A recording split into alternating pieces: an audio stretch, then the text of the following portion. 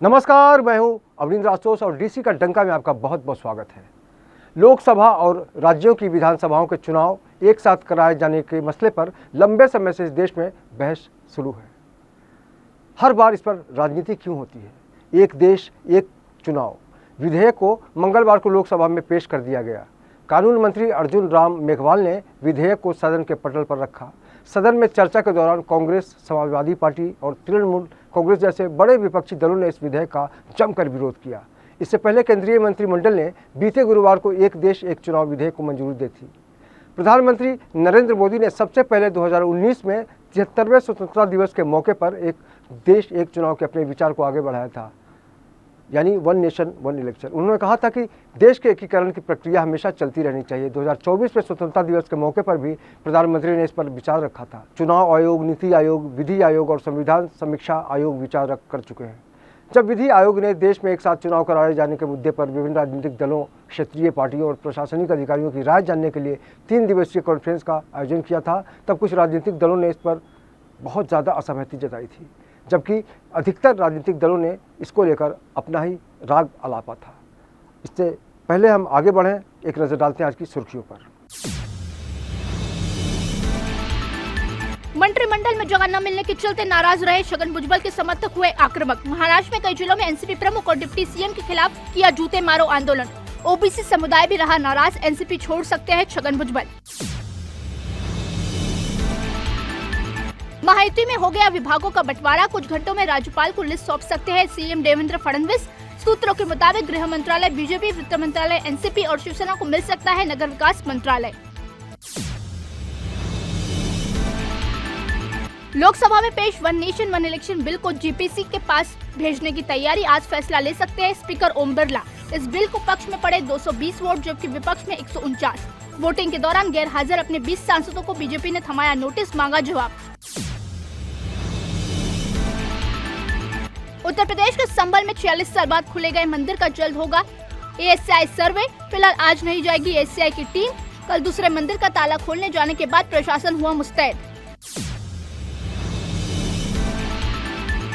और medical science की दुनिया में रूस ने किया बड़ा दावा। रूस के स्वास्थ्य मंत्रालय ने किया कैंसर वैक्सीन बनाने का दावा।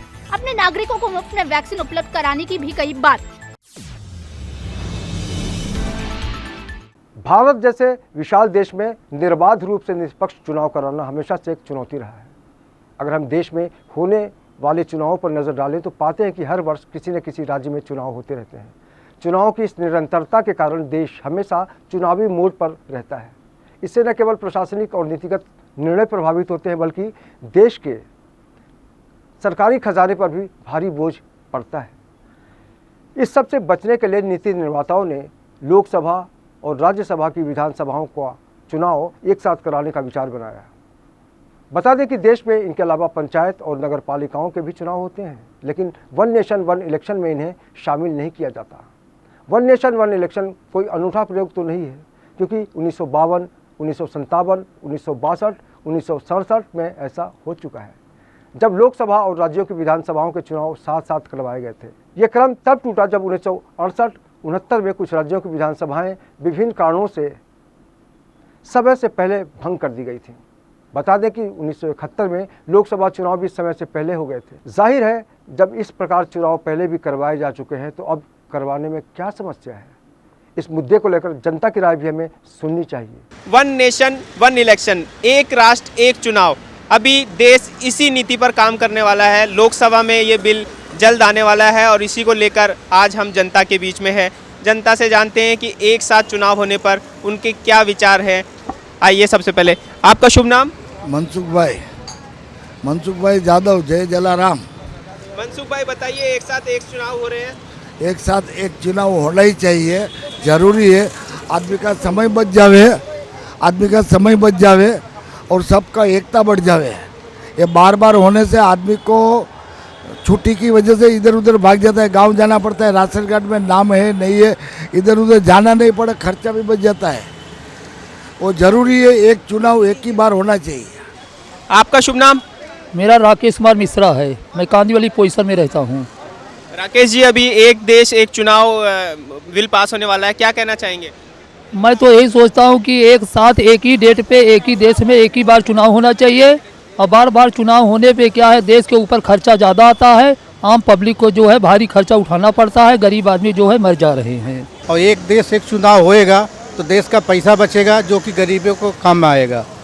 ऐसी मेरी भी भावना है कि ये सबको काम में आवे, देश के जो गरीब है उनको वो चीज़ मिले। और एक देश में एक चुनाव होएगा तो पैसा देश का ही बचेगा ना, तो हम ही लोगों के काम में आएगा, तो ऐसा हाँ समय भी बचेगा। अगर एक चुनाव होगा पूरे देश का तो आदमी का समय का बचत होगा, पैसे की बचत होगी, महत्व बढ़ेगा और आदमी को यहाँ से वहाँ तक दौड़ने की ज़रूरत नहीं पड़ेगी और सरकार एक ही दिन में सब काम निपटा सकती है। एक साथ रहेगा, एक साथ चुनाव होएगा, पैसा बचत रहेगा, सब मिलजुल के रहेगा। संसद में जो one election one nation one election वो बहुत ज़रूरी है, क्योंकि आदमी लोग का भी टाइम वेस्ट नहीं होता है उसके अंदर। और दूसरा, एक ही टाइम में आदमी लोग अपना वोटिंग कर सकते हैं।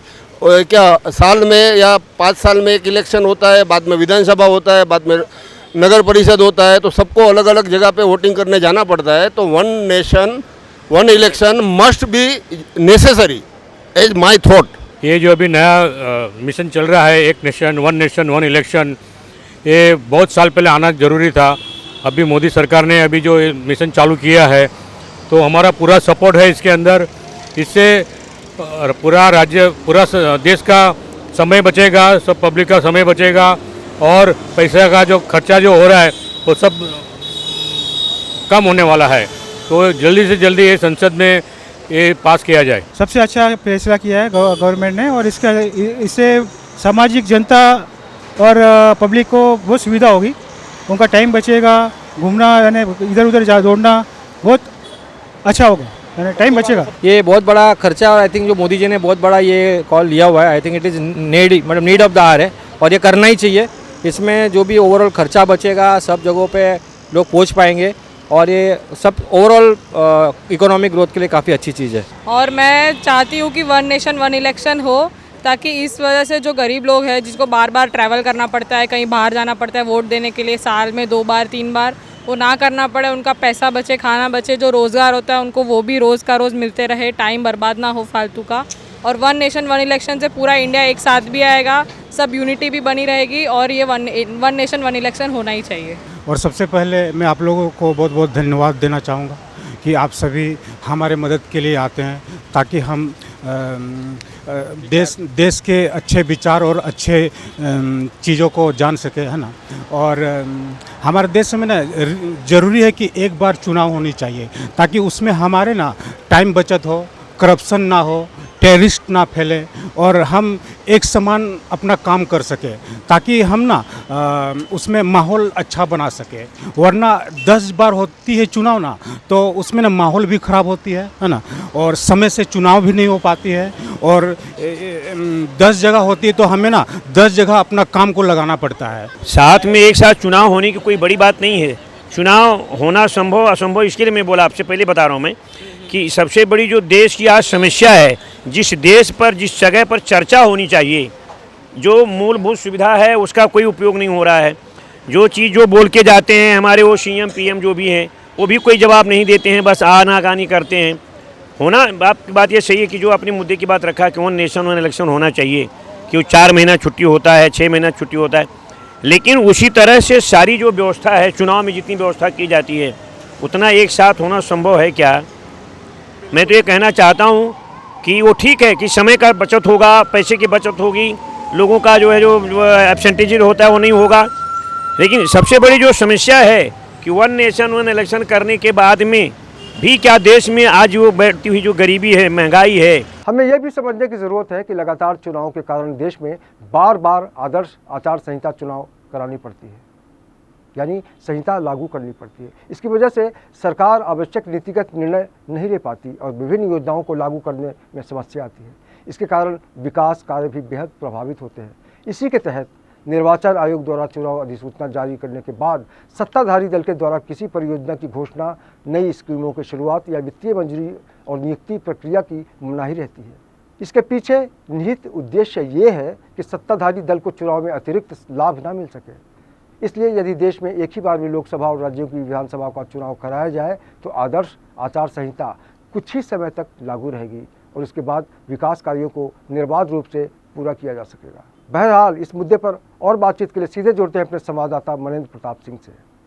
मनेंद्र, ये बताइए कि जिस तरह मोदी सरकार ने वन नेशन वन इलेक्शन को मूर्त रूप देने की बात की है, इसके पीछे का जो विरोध है उसको लेकर क्या समझा जाए, क्या मतलब है इसका? जी आशुतोष जी, जैसा कि आपको बता दूं कि विपक्ष की आदत में ही ये खिलाफत का शुमार है और चाहे कितने भी जनहित के मुद्दे हो, विपक्ष उनकी खिलाफत पे ही रहता है हमेशा। ये वन नेशन वन इलेक्शन का मुद्दा है और वन नेशन वन इलेक्शन पर भी एक राय आम सहमति के लिए एक कमेटी, कोविंद कमेटी का भी गठन किया गया था, जिसमें कांग्रेस के नेताओं को भी शामिल किया गया था। लेकिन उसके बावजूद भी अब जब ये सदन में पेश हुआ है ये विधेयक, तो सदन में विपक्ष लगातार इस विषय पर हंगामा कर रहा है। लेकिन आपको एक बात और बता दूं कि सदन में पहली बार ऐसा हुआ है कि बिल पर वोटिंग हुई है पेश करने को लेकर, पास करने को लेकर नहीं, पेश करने को लेकर इस पर वोटिंग हुई थी, जिसमें विपक्ष को मुंह की खानी पड़ी और 269 मत इसकी सहमति पर पड़े पेश करने के लिए और मात्र 195 वोट इसकी असहमति पर पड़े। भारत एक विशाल देश है और ये भी सच है कि अलग अलग चुनाव कराने से सरकारी खजाने पर अतिरिक्त आर्थिक बोझ पड़ता है। इस बात को लेकर विपक्ष गंभीरता क्यों नहीं दिखाता? क्या उन्हें वन नेशन वन इलेक्शन से डर लगता है? जी, जनता का इस बिल से बहुत लेना देना है और बहुत मतलब जनता को इस बिल से बहुत फ़ायदा होना है, क्योंकि ज़्यादातर जो देश के जो लोग हैं वो सुदूर क्षेत्र में रहते हैं, रोज़गार के सिलसिले में दूर जाना पड़ता है और देश में आए दिन साल में 2 चुनाव 3 चुनाव आ जाते हैं, कभी नगर परिषद का चुनाव है, कभी विधानसभा का चुनाव है, तो इसलिए उनको जॉब से छुट्टी लेकर जाना पड़ता है। कई दिन की उनकी छुट्टी के कारण उनकी पगार, उनके जो तनख्वाह है वो कटती है, समय ख़राब होता है। तो इस बिल के आने से बहुत सबसे बड़ा फ़ायदा जनता का यह होगा कि समय बचेगा, उनका पैसा भी बचेगा।